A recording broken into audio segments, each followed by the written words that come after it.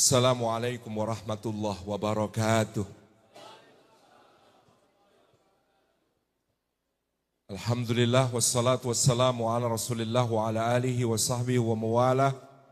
La hawla wa la quwata illa billah, amma ba'du. Sadatul afadil, hadratul mukarramin, para alim, para ulama, para masyayikh, para kiai, para asatid, para ustadzat, guru-guru umat. Izin tidak menyebut satu persatu guru-guru kami yang hadir pada malam hari ini. Barakallahu fikum ajma'in.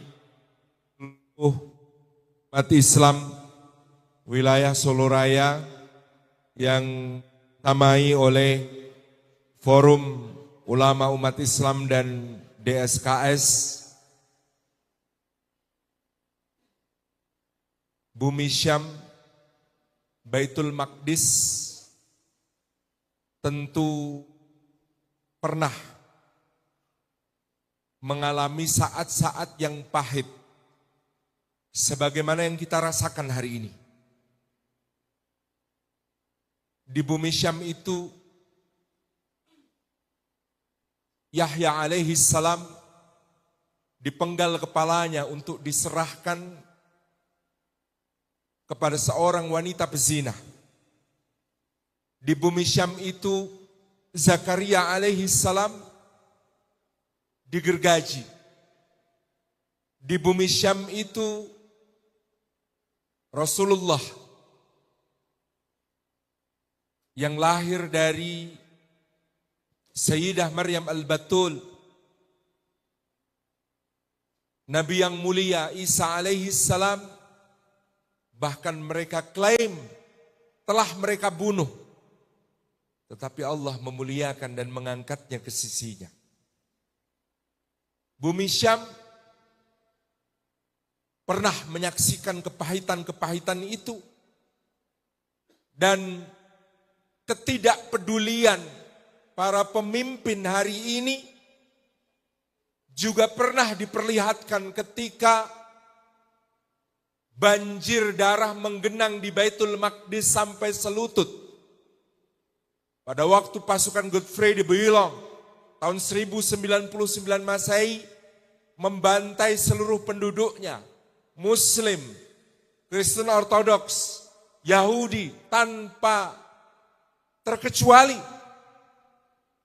Dan ketika seseorang yang terluka parah, kurir, pembawa kabar, yang bahkan masih ada anak panah menancap di punggungnya, tersungkur di Baghdad di hadapan Khalifah Daulah Abbasiyah pada saat itu, dan dia melaporkan jatuhnya Baitul Maqdis dengan tragedi.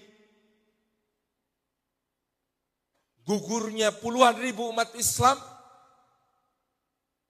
Sang khalifah sedang bermain melepas burung elang dan menangkapnya kembali di lengannya. Dan laporan itu dia sikapi dengan mengatakan, siapa orang ini berani mengganggu kesenanganku hari ini. Kepahitan itu yang hari ini menyesakkan dada-dada kita. Ketika sudah lebih dari 50.000 saudara kita gugur sebagai syuhada di Gaza, dan 2 juta manusia yang semuanya adalah saudara kita kehilangan tempat tinggalnya, rata semuanya dengan tanah, dengan zona merah yang ditetapkan seenaknya, di mana mereka harus meninggalkan satu tempat menuju ke tempat yang lain, di mana mereka kehilangan semua akses atas kebutuhan dasarnya. Tidak ada air, tidak ada makanan, tidak ada apapun. Dan umat Islam, kita yang begitu banyak hanya merasa menjadi buih. Pahit itu tidak tersembuhkan kecuali kelak ketika kita bisa bersama-sama sholat di Masjidil Aqsa dalam keadaan merdeka. Bersama Ahlul Gaza yang akan menjadi saf-saf pertamanya insya Allah. Kepahitan-kepahitan itu merentang dalam sejarah, tetapi kita tahu Allah Subhanahu wa Ta'ala adalah Zat yang maha perkasa. Semua kedoliman-kedoliman besar Kita semua hanya dituntut untuk teguh, untuk berjuang sejauh kemampuan. Kalau kemarin birruh bidam, Ustadz Husain sudah mengajari kita birruh, bisaruh, nafdika yaksa. Sejauh kemampuan itu yang dibutuhkan, karena mudah bagi Allah Subhanahu wa Ta'ala untuk meruntuhkan setiap yang angkara murka, meruntuhkan setiap tirani yang zalim dengan cara yang begitu mudah dan kecil baginya. Kurang apa perkasanya Namrud?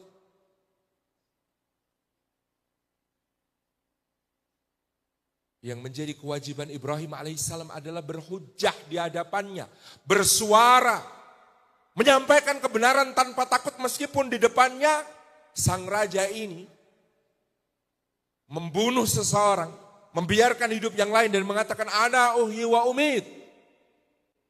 Tugas Ibrahim hanya berkata, fa inna rabbi ya'ti bisyamsi minal masriq fa'ti biha minal maghrib.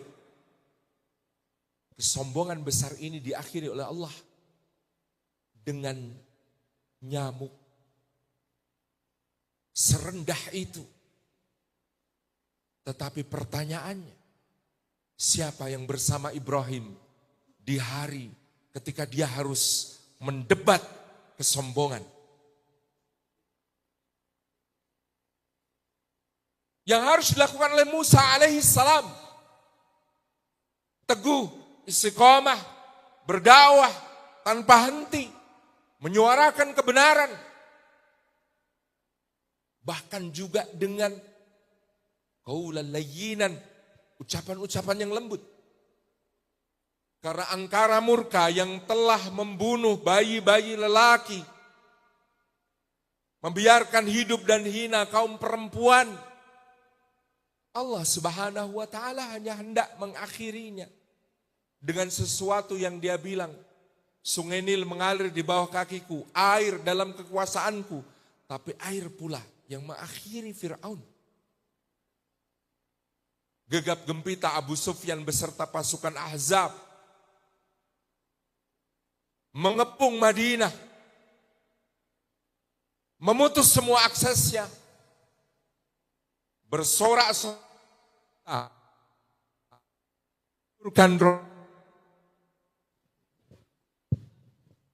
dan para sahabat hanya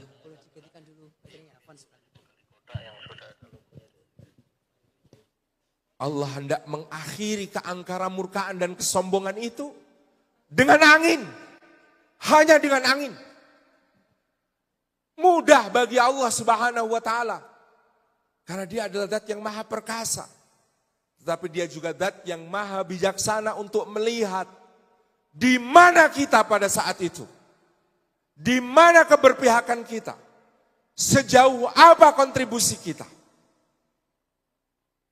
Sangat mudah bagi Allah.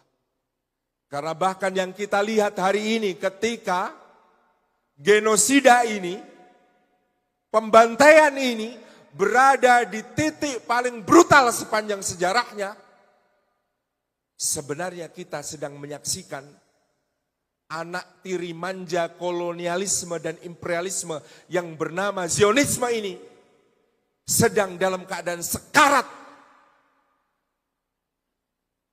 Penopang satu-satunya yang masih bisa diharapkan adalah keadaan ekonomi Amerika.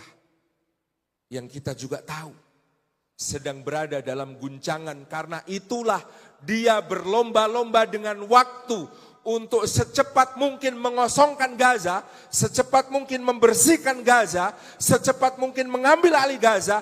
Karena Gaza adalah pilar dari perjuangan itu. Karena di Gaza, Syekh Ahmad Yasin membina kader-kader mujahidnya dengan Al-Quranul Karim. Dengan tarbiyah yang istimrar, dengan tarbiyah yang tidak putus. Dan karena itu dia adalah kekuatan yang paling bisa menghancurkan Zionisme ini sampai ke akar-akarnya. Karena itu dia merupakan sasaran utama yang harus dihabisi. Dan negara penjajah ini berlomba dengan waktu karena memang umurnya akan segera habis. Allahu Akbar. Rezim apartheid di Afrika Selatan menunjukkan gejala yang sama, tepat menjelang dia hancur, kekejaman yang paling tidak terperikan.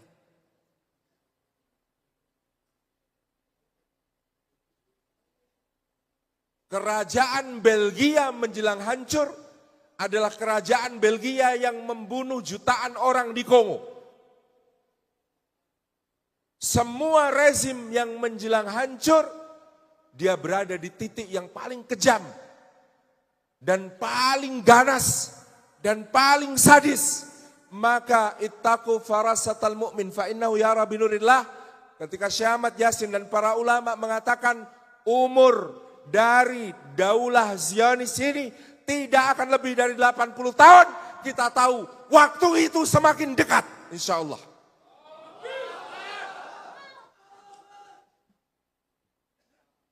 Dan ketika Allah Subhanahu wa taala menunjukkan kepada kita bukti bahwa Al-Qur'anul Karim dengan sangat tepat menggambarkan apa yang akan terjadi di akhir. Fa idza jaa wa'dul akhirah liyasu'u wujuhakum. Allah Subhanahu wa taala hendak memburukkan wajah penjajahan ini di seluruh dunia. Akan tiba hari tidak ada lagi penopang moral yang bisa kemudian menjadi justifikasi bagi Zionisme. Ketika semua mata terbuka.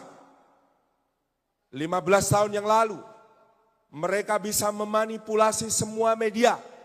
Mereka bisa melabeli para pejuang sebagai teroris. Mereka bisa menuduh bahwa para pejuang yang membela dirinya, yang kemudian mengangkat senjata, sebagai orang-orang yang menyerang, membabi buta, kejam, sadis. Hari ini dunia menyaksikan hakikat yang sebenarnya. Seperti apa kekejaman itu. Dan kekejaman yang mendekati akhir adalah kekejaman yang paling brutal.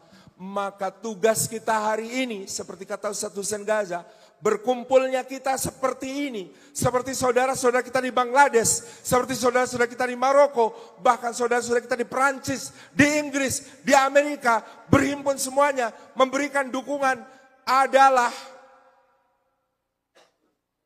ruh yang akan menyala di dada saudara-saudara kita di Gaza, yang akan membuat mereka berkata, baik saudaraku, kami masih akan bertahan, kami akan kuatkan diri, meski kami lapar, kami terluka, kami terbunuh, kami terbantai, kami akan terus bertahan.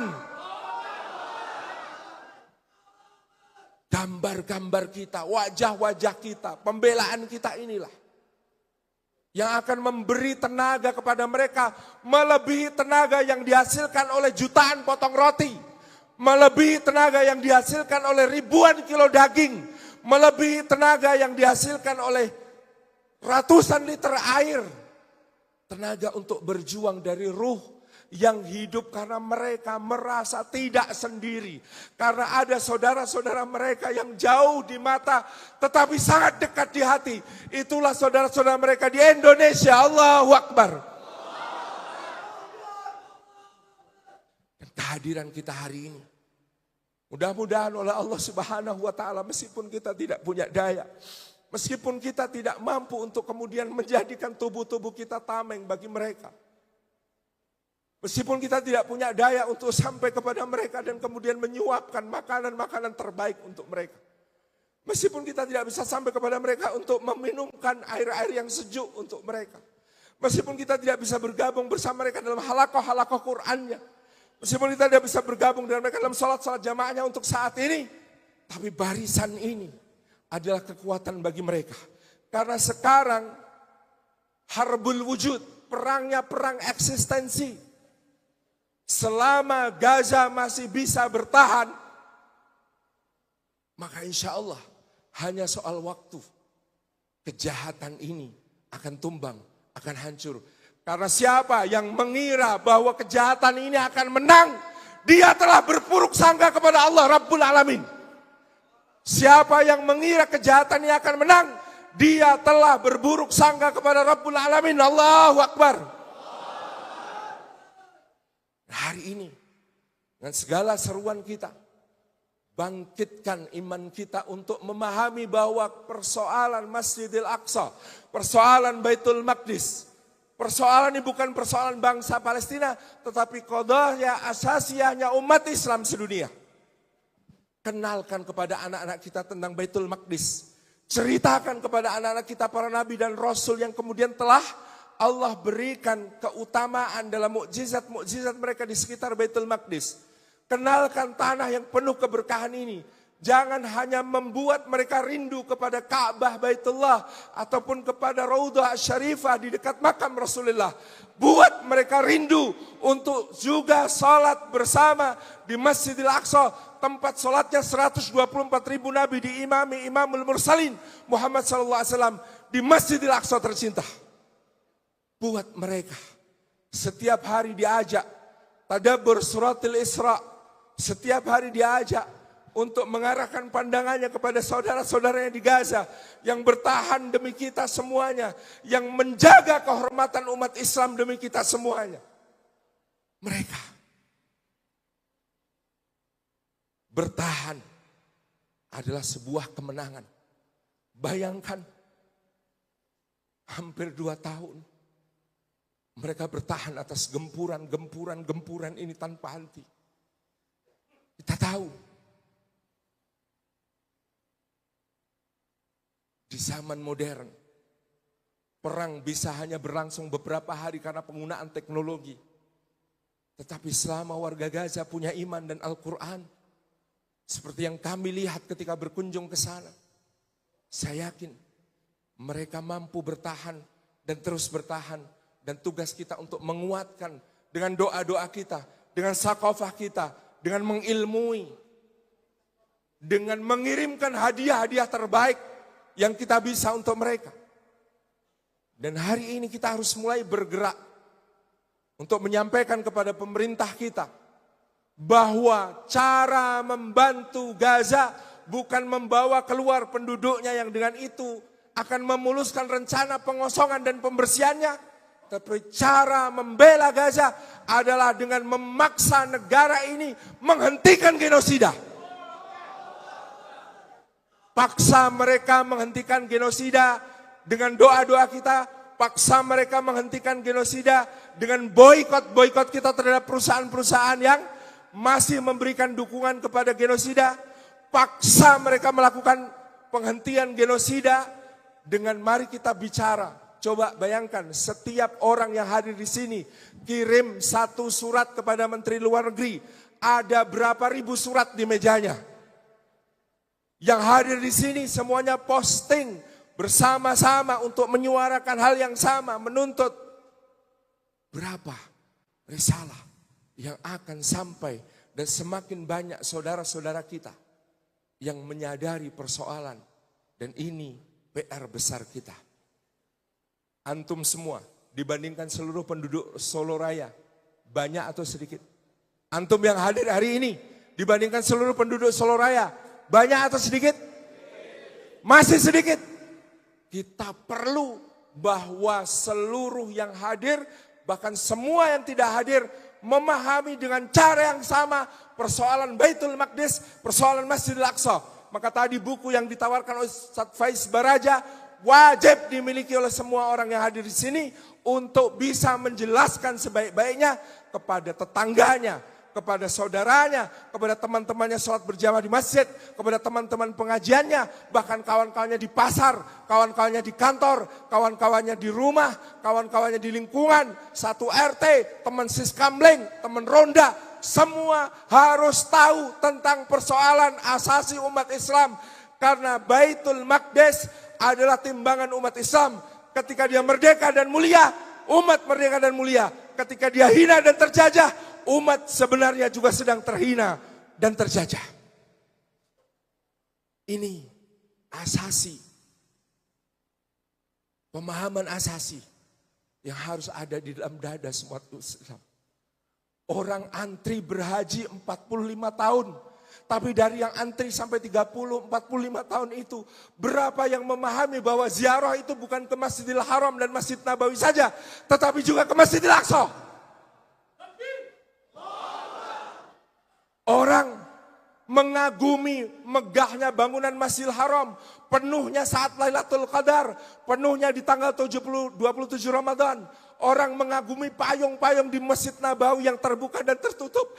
Tetapi berapa di antara mereka yang tahu penduduk Baitul Maqdis dihalang-halangi dari masuk Masjidil Aqsa? Berapa di antara mereka yang tahu betapa tidak mudahnya untuk bisa meletakkan kening di lantai Masjidil Aqsa? Berapa mereka yang tahu? Kita punya PR besar itu. Dan insya Allah saya berbahagia bersyukur hari ini bersama antum semuanya di Solo Raya.